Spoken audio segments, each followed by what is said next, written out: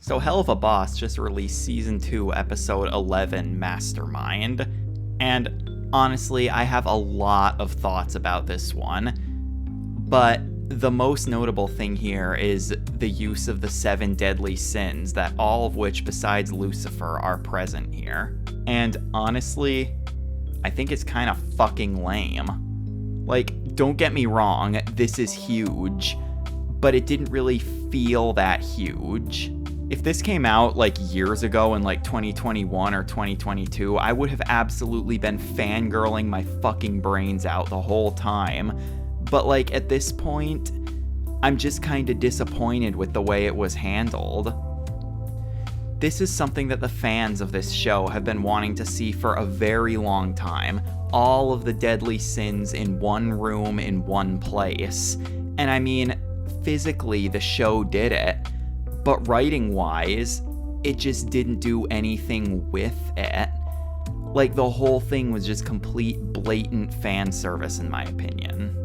So throughout the show's run, I have had many criticisms with this show's portrayal of the 7 deadly sins in general. Ozzy, I thought, was great in his debut episode. Like, you know, he was cunning and he was intimidating and he was kind of scary. Like, you didn't really know anything about him, and him and Fizz together almost felt like a Disney villain duo together. And ever since then, I have honestly found him to be a boring fucking character. Like, you know, don't get me wrong, I don't hate him or anything, I just don't think he's very interesting. Like, we still don't know anything about him besides, I guess, he has a sweet tooth, he likes consent, and you know, that's very riveting. I've just never found him to be that interesting, and you know, in both Oops and Mammon's episode, he was honestly just kind of there. He just didn't really do much. He had basically a supporting role at best, which means like not even they know exactly what to do with him. But again, you know, that's fine because he has his role and he fulfills it well. I just wish he was a little more interesting. I do like his design too, though. I like the fact that he like feels like this big lust demon, but they didn't just make him like, you know, like a big titty suck you bitch or something, because, you know, that would have been the easy generic route. But I do like the direction of his character and his design and all that. I wish he was more interesting. And then Beelzebub too. I mean, she's interesting, but for all the wrong reasons. First of all, I don't really like her design very much. I wish they leaned more into the bee part and less into the wolf part. I think it's just way too fucking busy. Like, there's too much going on in her design. There's too much to look at. And her outfit too. Like, she's literally dressed exactly like Luna. I don't really understand that. She doesn't act very gluttonous either. I mean, she just shoves food in everyone's face and sings about cotton candy. But other than that, she doesn't really act like the sin of gluttony. You know what I mean? And that is a problem that I have with both Ozzy and Bee. They don't feel like they're one of the 7 deadly sins. I just don't understand it. They don't feel like they represent their sins very well. And I don't like that, you know, they are rulers of hell and they're both just these kind of like wholesome uwu babies who's like best friends with Blitz and all that. Now, don't get me wrong about Ozzy. You know, his whole thing that his belief in consent and all that and that lovemaking is an art, I get that, okay? I'm not expecting them to make Ozzy like some abuser rapist or anything. That's not at all what I'm expecting. It has nothing to do with how well he represents the sin. I think he represents it fine. I just wish he represented evil a little more, ruler of hell a little more.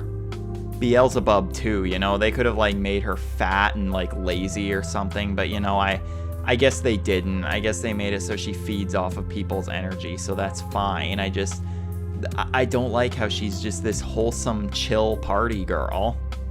It just doesn't make any sense to me. I just kind of wish they acted a little more evil, I guess. But on that note, I was very pleased with Satan in this episode. I thought he was awesome, and his design was great, and the part when he starts singing, like, literally full body chills the whole time. Like, I thought he was great. He was exactly what I would expect from a wrath demon. You know, he was this big, intimidating, scary presence. He, like, you know, he seemed wrathful. I think he filled his role really well. He did exactly what he needed to do for this episode, and I like that a lot. I also really, really like Mammon. You know, he's still my favorite of all the sins because I feel like he represents his sin the absolute best. He's just, like, completely selfish and greedy. He's the most evil, and I love how in the episode you, like, got the impression that nobody else likes him, that of all the other deadly sins, like, the others don't like him, and they were constantly bickering and arguing the whole time, and I loved that for him. Which is, you know, another thing that I noticed. If these guys are supposed to be the rulers of hell, they should all be evil, and they should all struggle to work with each other. Because, you know, evil people don't get along with each other because they're selfish and all that. And so I like this idea that the sins just kind of butt heads all the time, and that, like, the thing about him is, you know, there's all those theories out there that he, like, represents all of the other sins, so he's, like, the most powerful or whatever, and I don't think that's the case at all. Here's my take on that. All of the other sins, when boiled down to their essence, can just be personality traits, and they're not inherently bad in and of themselves. Like, you know, you can do too much of anything. You can be too wrathful. You can be too gluttonous, but the sins aren't inherently bad traits to have. They're very, like, gray, but that does not at all apply to greed. Greed is the worst thing that a human being can be. Greed is an absolute plague, and it will suck your soul and the soul of everyone around you.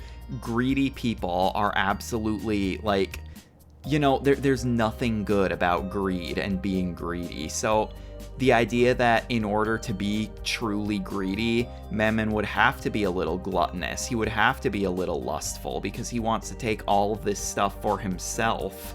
So I think that's actually a very clever thing that they did. I think that it fits the sin of greed. I don't think he necessarily secretly represents them all. I think you need a little bit of all of them to be truly greedy.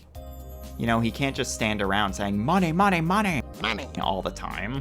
And then, of course, there's the elephant in the room, Lucifer. Which, you know, I know he couldn't be here. You know, the mundane, boring reason is due to, copyright stuff. They couldn't have him here, which is unfortunate. I think that would have been cool, but, you know, I get it. It's not reasonable to expect that, and I didn't. However, in a narrative context, his absence was felt.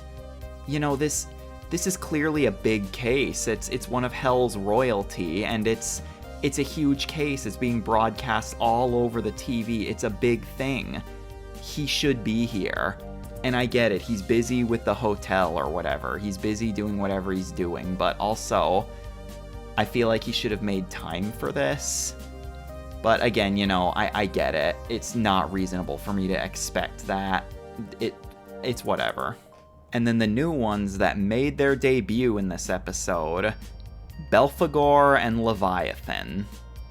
They fucking sucked. They didn't even do or say anything. They didn't need to be here at all, which, you know, I get time and budget constraints. This episode is very crowded. There are so many characters and so many moving parts here. You know, you can't give them all meaningful roles, but just, I would have rather them just been saved for a proper debut than to have them just sit there and say and do nothing the whole time. It was disappointing, you know? We've been waiting so long to see these characters, and all we've basically been teased with them. We've just been drip-fed their designs, but they provided nothing meaningful to the episode at all. And that's the other thing. None of the sins besides Satan had any reason to be here at all. Like, you could have cut them all out and the episode would have been exactly the same, you know? Obviously, Bee and Ozzy were the ones who asked to hear Blitz out at least, but that's interchangeable. Anybody could have done that. Visago could have done that, and then he could have had an actual role in the episode. You know, they spent so much time hyping him up, and he had like, what, 3-4 lines? That could have been something for him to do, but they shoehorned the Sins into this episode for basically fan service reasons, pretty much nothing else. Which, you know, I get, a little fan service don't hurt anybody, and I was actually very surprised and kind of happy to see Mammon and Bee come back. It was exciting, and again, the fangirl in me just was super excited to see this, but it was just hollow. It was empty. I really didn't want to think this too, you know. I have mixed feelings on the episode overall, but this was the aspect that I was the most disappointed in because it didn't need to be there. They could have saved this for something better, I guess. A time when all of the Sins can be in a room together and actually shine, actually have a reason to be there, but instead they just did it here. So what we're left with is basically a couple amusing Mammon moments, Ozzy and Bee doing one little thing that anybody else could have done, and then two characters who the fans have been super excited to see, we finally get to see, and they don't say or do anything. It's like you can feel the budget restraints, like they didn't want to reveal their voice actors, or they couldn't afford it for this episode or something. It's lame. That's the only word I have for it. It's lame.